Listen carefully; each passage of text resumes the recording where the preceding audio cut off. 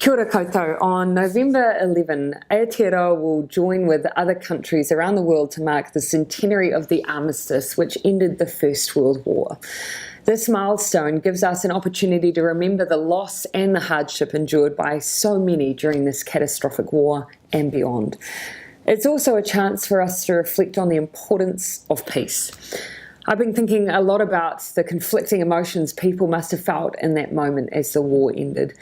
Of course, there was immense sadness and loss. So many people lost so much. But there was also huge relief and a sense of hope for the future. For me, Armistice also offers a powerful reminder about how much work there is still to be done to achieve a peace that everyone can share around the world. I would love to hear your thoughts too about what Armistice means to you. And we have a way for you to contribute. As part of our official commemorations, we are inviting New Zealanders everywhere to send a message to the Armistice Beacon, a 5-metre high digital installation that will be at Pukeahu War Memorial on Armistice Day. It will display a continuous feed of your messages throughout the day. If you have a note of remembrance or reflection, or if you'd like to share what peace means to you or what you're hopeful for, we would love to hear from you.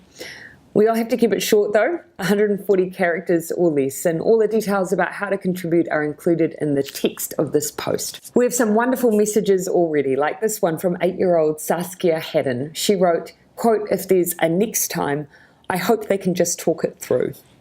I look forward to hearing everyone's thoughts, and I encourage you to get involved in the Armistice centenary events that are happening all over the country. Kia ora koutou katoa.